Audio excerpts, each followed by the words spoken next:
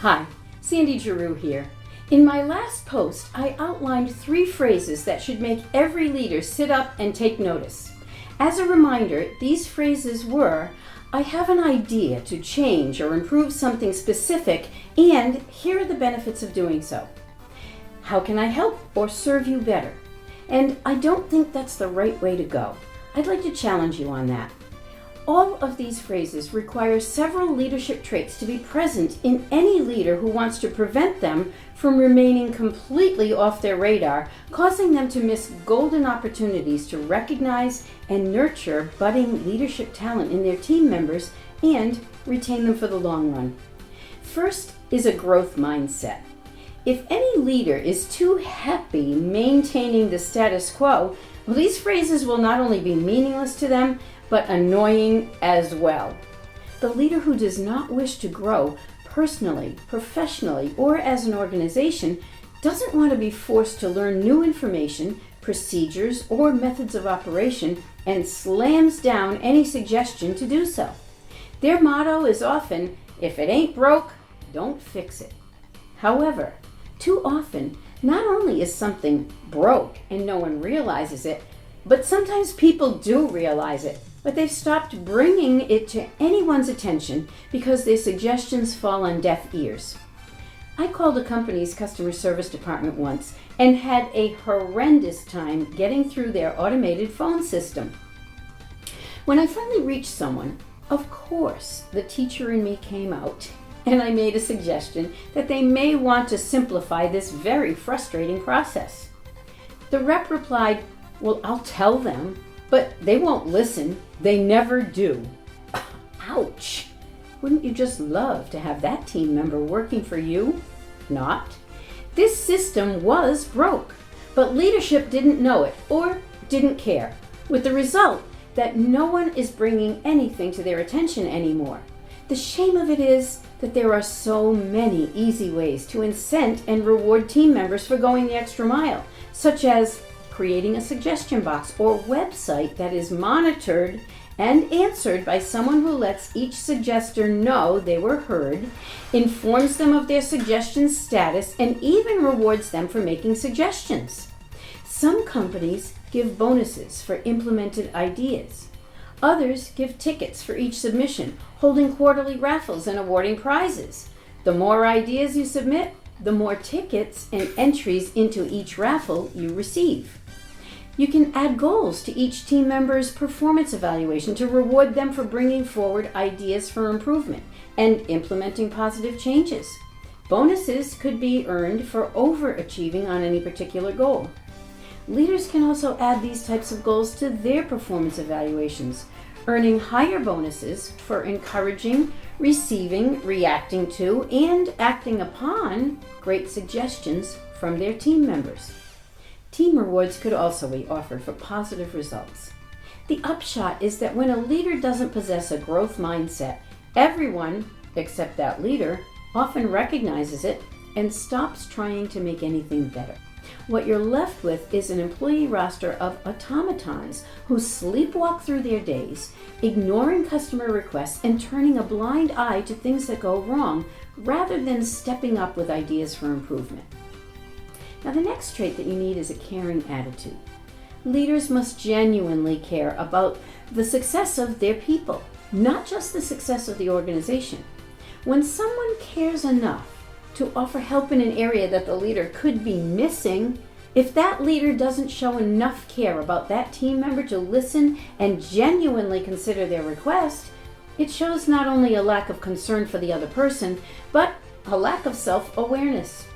That team member may see an opportunity to free up the leader's time for more valuable tasks than what they're currently spending time, or too much time, doing. One example I hear often is that many leaders try to book their own travel arrangements, believing it will take too much time to train their assistant or cause them to lose control. If they're going to have to review the options anyway, well, why not do the original research and make the decision in the process? 2 birds with 1 stone, right? Well, I have been there and done that. I came from an administrative background and had become quite proficient at researching and making travel arrangements. When I first started my speaking and consulting business 20 years ago, it was all right to do this for myself. But as I began to travel more and take on more work, it became impossible to do it all myself. And yet, I still resisted because I thought, especially with my background, that I could do it more easily and quickly myself. But when I hired the right assistant, Patty, that changed everything. One day, out of desperation, I typed a quick email outlining 3 upcoming trips and asked her to do the research for me and email me with the best options. Now, when I looked at the situation in the clear light of day, I realized that yes, it had taken me about 10 or 15 minutes to look up the details of the trips and put them into an email for her. But that was nothing compared to the hour at least it would have taken me to research all the travel details I needed for just those 3 trips. Bam! I could have had a V8. Thank you, Patty.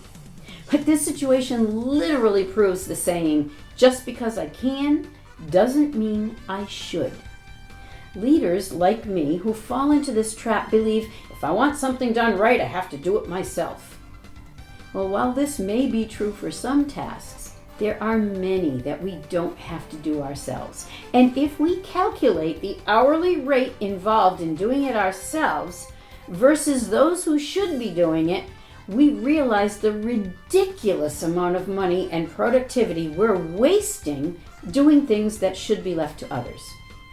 Allowing Patty to use her expertise and ability to serve at a higher level instead of slamming her into one small box and telling her to stay there has created an incredible partnership between us. I don't know what I would do now without this strategic partner whom I know will always have my back. What can you and the right partners do together? Next is high self-esteem. Leaders must possess enough self-esteem and self-confidence to resist feeling threatened by others who disagree with their opinions. Now, this applies even, or maybe especially, when the leader has strong convictions, as the tendency when threatened regarding a belief we hold dear is to get defensive and often to attack. I'm sure we've all witnessed disagreements and debates that devolve into disrespectful behavior on both sides. But sometimes we have to just respectfully agree to disagree and leave it at that. But leaders should be open to hearing opposing viewpoints for several reasons. It helps them see if they're missing a critical perspective on the issue. It also offers respect to others, and it may serve to allow them to think through and strengthen their own opinion. People who are confident in their own abilities and knowledge are able to resist the feeling that their intelligence is somehow diminished by the presence of other intelligent people around them. Thus, they're able to resist the additional impulse to one-up someone else with their knowledge because they're able to allow another to bask in the warmth of the accolades of others without having to prove that they're just as knowledgeable or more knowledgeable on any given topic. They also know that surrounding themselves with other intelligent people is an intelligent move on their part. Besides, the intelligence of their companions has a really good chance of rubbing off on them. So surround yourself with intelligent people and let them shine. And finally, all leaders fare much better if they have and use their sense of humor. The ability to laugh at life in general and at ourselves and our mistakes specifically is a wonderful one. A perfect example of the power of humor was during the 1984 presidential race between Ronald Reagan and Walter Mondale. When the issue of Reagan's significantly older age arose, he humorously said, "I will not make age an issue of this campaign. I am not going to exploit for political purposes my opponent's youth and inexperience." Even his opponent had to laugh at that. You can view the clip on YouTube. But what Reagan did was to diffuse the tense situation brought up by the question of his age, making himself extremely likable in the process.